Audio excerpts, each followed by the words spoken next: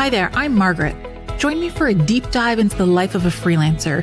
I share my clients' struggles and successes and celebrate those moments that make it oh so worth it. This is Freelance Freedom. Hi everyone, welcome to another episode. Now, today's a little bit different. We're not going to go into a ton of business stuff. We're more going to dive into some mindset, motivation, and mindfulness. It's a little bit of a departure from our other episodes, but I think it's just as important. So I haven't always been a big believer in this so-called woo-woo path of doing things, as some people say. All my beliefs have always been rooted in science, but as of the last few years, and I would say even the last decade, mindfulness has gotten huge, especially in the scientific community. So I'm not going to get into the exact data to back everything up, but there's tons out there and there's tons of studies being done on the advantages of mindfulness, not only in anxiety, depression, other mental illnesses, but also with people who don't struggle from those as well. So how do I use mindfulness and mindset in my everyday practice? Well, it actually ties in a lot with motivation as well. And I'll tell you why. One of the biggest questions I get is what keeps me motivated, especially when you're working alone. So us freelancers, we've sort of committed to, I don't want to say a life of loneliness, but we've committed to being our own bosses, handling everything ourselves. And sometimes that can be really challenging, especially when it comes to staying motivated. So here's a few things of how I stay motivated and how I use mindfulness techniques and mindset to stay on track. So I've always been motivated by the next challenge, and I've always been motivated by making a difference. I think it's really important not to get caught up in the minutia, but to really look at the big picture. It's about always having your eye on this sort of 30,000 foot view. And when you have that, which we'll talk about a little bit later, you'll find that the tiny little things tend to fall away and don't really matter as much. So I know a lot of people use the expression of like keeping your eye on the prize or getting tunnel vision for your goals. But I really like the idea of the 30,000 foot view because you can almost visualize sort of drawing back and seeing how all of the pieces fall into place. So making a difference in other people's lives has been a huge motivator for me and always going with the next challenge. Now, I want to be clear with that as well too, because it's not necessarily looking towards the next outcome, but it's looking towards the next process that brings me to the outcome. And that's a really important distinction too. One of the other things is the main motivators for me anyways are not money. The main motivators are freedom. I'm sure, as you can tell by the name of the podcast, freedom is very important to me. And it's one of sort of my North Stars and one of my driving forces. So for example, I would say it's one of my North Stars and one of my driving focuses, so much so that it bleeds over into the kind of clients that I attract as well.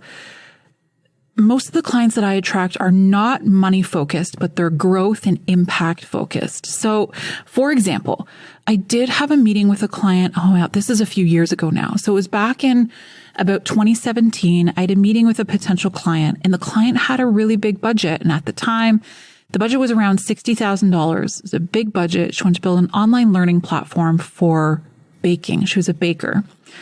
And some of the questions that I asked her, which I always ask during my initial interviews of clients, is what's motivating you to build this? What kind of impact do you want to have?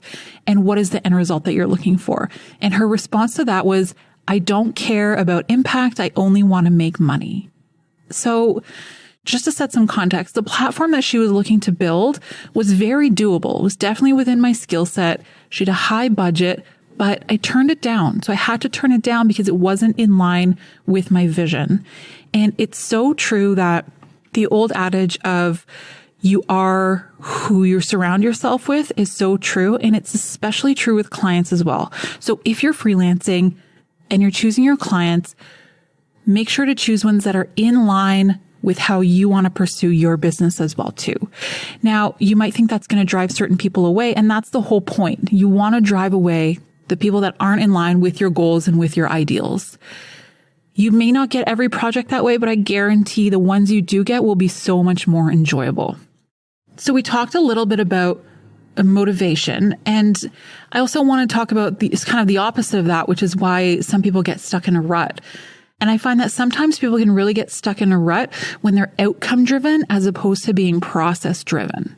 And they're always looking for the next big thing and become driven by money and stuff, like things, collecting a lot of things. Now, I will tell you, if you're outcome driven as opposed to process driven, nothing will ever be enough.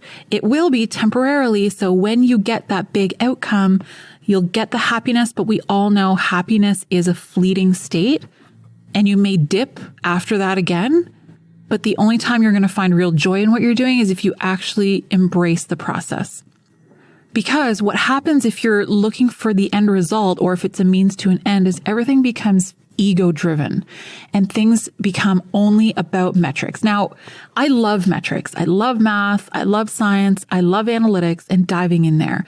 But if you're only driven by end game metrics, and that's money, how much money is in your bank account, how many material possessions you can have, it just enforces the cycle of perceived success. Now, what I mean by this is that many people don't truly want to be happy. So, okay, hear me out.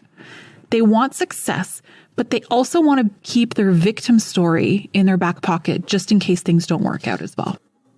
They do this because of the fear of failure, especially public failure in this day of social media where people post everything online. And it's so common now to post not only all the outcomes online, but the processes as well. So anytime there is failure, a lot of time it can be very public. And this perceived failure, and I'm going to use perceived failure from now on. In this perceived failure, we need to make up a victim story to explain why things don't work.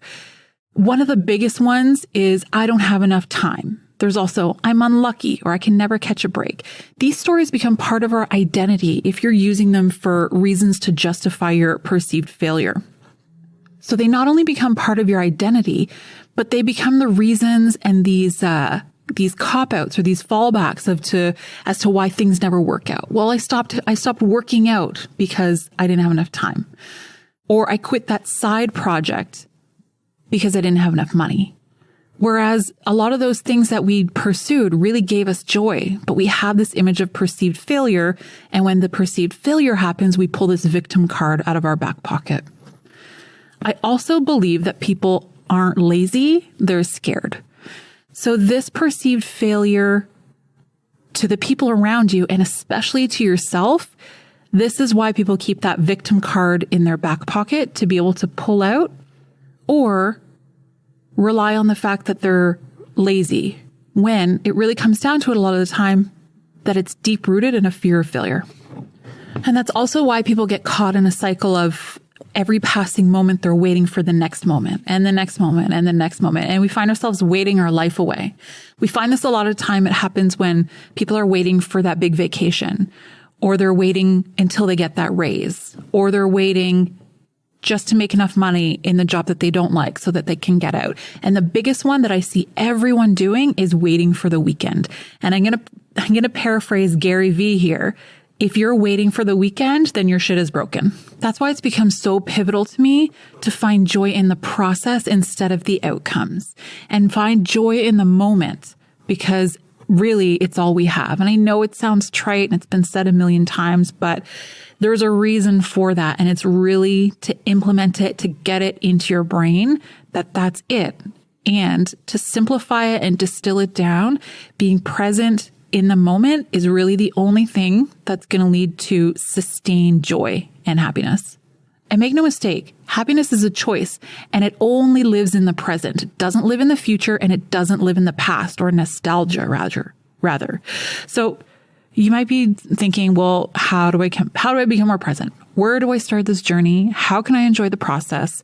How can I not fixate just on outcomes? And it's really about expanding your mind using other people's perspectives and other people's processes. So I'm by no means any kind of self-help or spiritual guru, but there are some out there, and there are some that are worth following. There's, just to name a few. Now I'll hook up some resources in the comment or in the show notes, but Eckhart Tolle, Louise Hay, and if you prefer sort of not listening to anyone or any audiobooks or reading any books, and you prefer more of a meditation aspect of things, there's apps like Headspace and Calm that their sole purpose is to eliminate noise and help you focus on the moment, help you detach from being inside your brain and becoming more of an observer to your thoughts.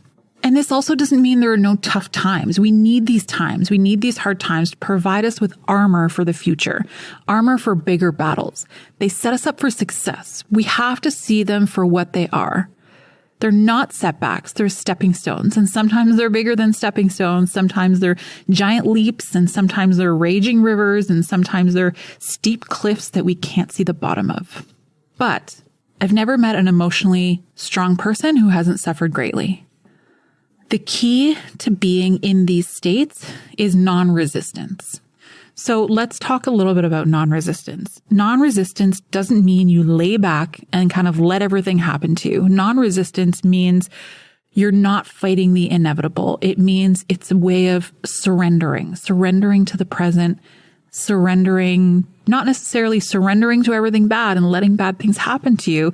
It's surrendering to things that you don't have control over, but also changing your perception around them. And this also doesn't mean we don't feel pain and defeat. It actually means the opposite. It means we feel all of these feelings. Acceptance just makes those emotions run through you more easily.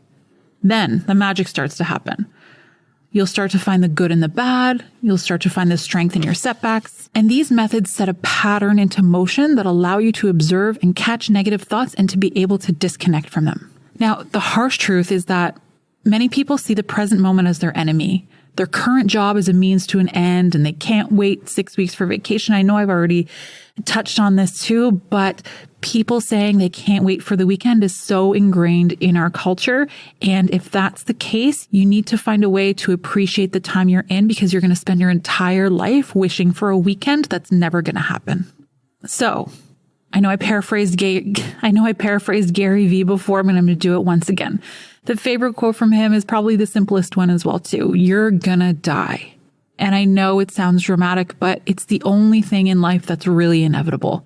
It's the only thing that's guaranteed that's going to happen. So if that's your only guiding star and that's making all of your decisions, I think actually you're in a pretty good place. It encourages you to live in the moment and knows that tomorrow is not guaranteed. And I also find, as a result of presence in the process, you become more involved and creative in your work. So there's upsides too. There's upsides not only moment to moment, but there's upsides, again, going back to the beginning of the episode. If we draw back to that 30,000 foot view, there's upsides there as well too, because everything starts to get connected. If you can get more present in the moment, you can become detached from outcomes and enjoy the process.